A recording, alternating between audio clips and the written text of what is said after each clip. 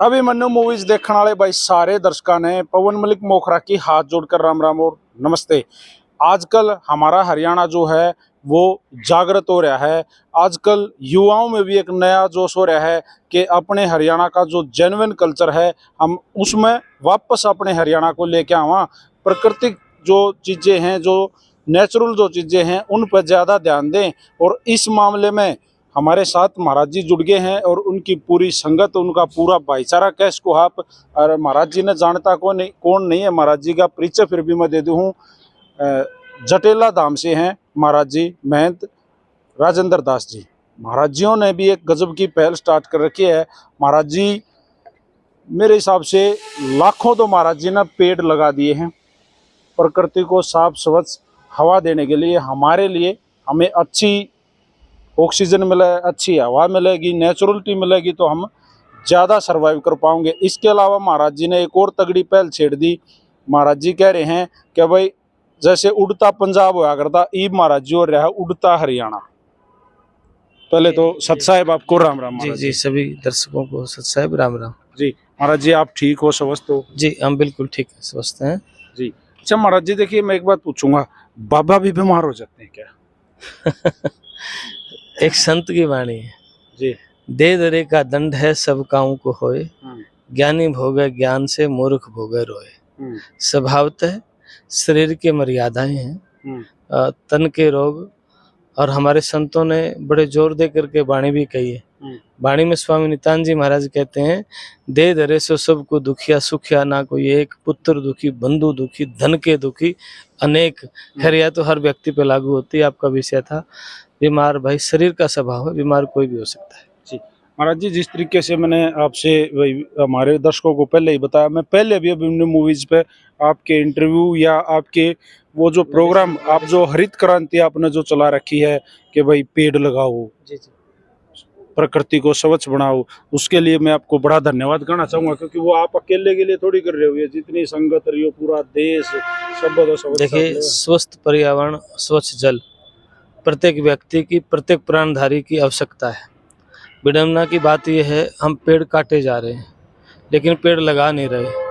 अगर पेड़ लगाते भी हैं तो केवल तस्वीरों के लिए, फोटो तरवाई गायब, ये विडंबना की बात है। तो हम सब मिलकर के अपने हरियाणा को हरा भरा, अपनी पृथ्वी धरती माता का श्रृंगार कर सकते हैं।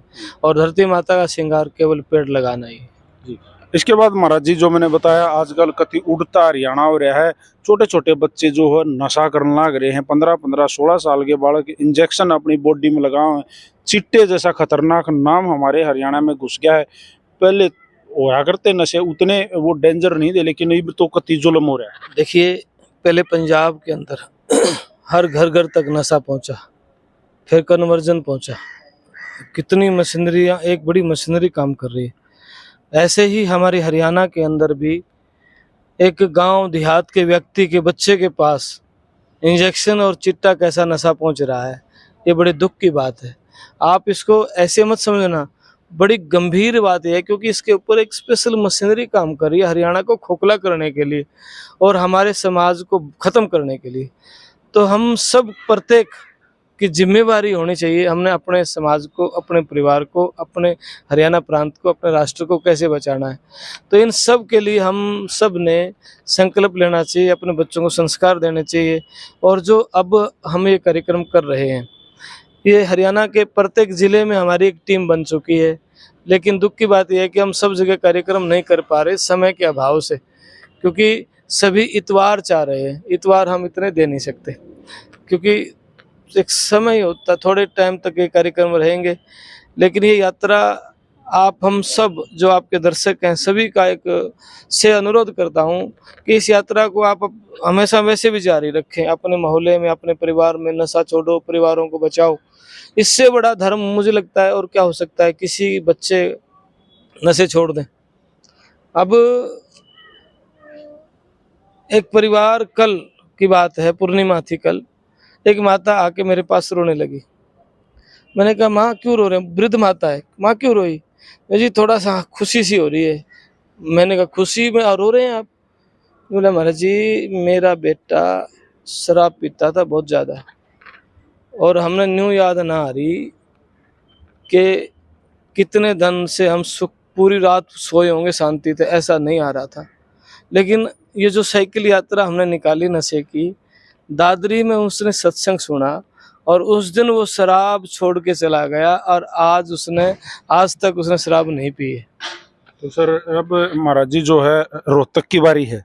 अभी 2 अगस्त को एमडी यूनिवर्सिटी के टैगोर ऑडिटोरियम में सत्संग होगा और जो नशे के खिलाफ एक यात्रा रहेगी वो मानसरोवर पार्क से चलेगी 2:30 बजे और टैगोर ऑडिटोरियम एमडी यूनिवर्सिटी के वहाँ पहुँच जाएगी।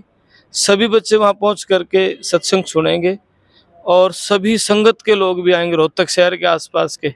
आपके दर्शकों के माध्यम से मैं सभी को, आपको भी और आपकी टीम को भी निमंत्रण देना चाहता हूं, ऐसे कार्यक्रम में आए जिससे हमारा समाज और हमारे परिवारों का उद्धार हो, कल्याण हो। और फिर सत्संग में सप्तमी दिलाई जाएगी भी, नशा नहीं करना है।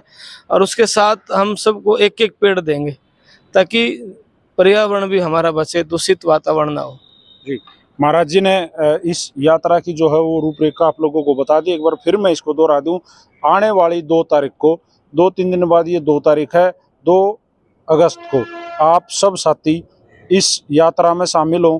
आप लोगों की मतलब रिस्पॉन्सिबिलिटी बनती है कि आप अपनी जिम्मेवारी लें, आप सब आवें, अपने घर से एक साइकिल जरूर उठावें और उसने इस यात्रा में लेकर आवें, यात्रा में शामिल हों। दिन के 2:30 बजे, दोपहर 2:30 बजे रोहतक मानसरोवर जो पार्क है वहाँ से ये यात्रा शुरू हो जाएगी और वहाँ से चल के सीधी रोहतक यूनिवर्सिटी के मेन गेट पे, कौन से वाले गेट पे जाके ये जो समाप्त होगी महाराज जी? टैगोर ऑडिटोरियम में पहुंच के समाप्त 2 नंबर गेट 2 नंबर गेट से जा करके टैगोर ऑडिटोरियम है, वहां जाके समाप्त हो जाएगी जी। और ये भाई एक बार फिर कहूँ, आपकी मेरी इन सब की जिम्मेवारी बने है। छोटे छोटे बच्चे भी और बड़े बड़े खिलाड़ी भी, बड़े बड़े पहलवान भी, बहुत बड़े बड़े नाम जो हैं इस यात्रा में शामिल होंगे और इतने बड़े बड़े साधु संत भगवान रूपी महात्मा इसमें शामिल होंगे। तो आपकी और हमारी भी जिम्मेवारी बने है कि इस यात्रा को हम सफल बनाएं और हमारे हरियाणा को एक बड़ा संदेश दें कि भाई हम जिस जहर को खान लाग रहे हैं, हमारे बच्चों को पोषण लाग रहे हैं, उससे छुटकारा पावें। और महाराज जी मैं आपकी और आपकी पूरी टीम की सराहना करना चाहूँगा।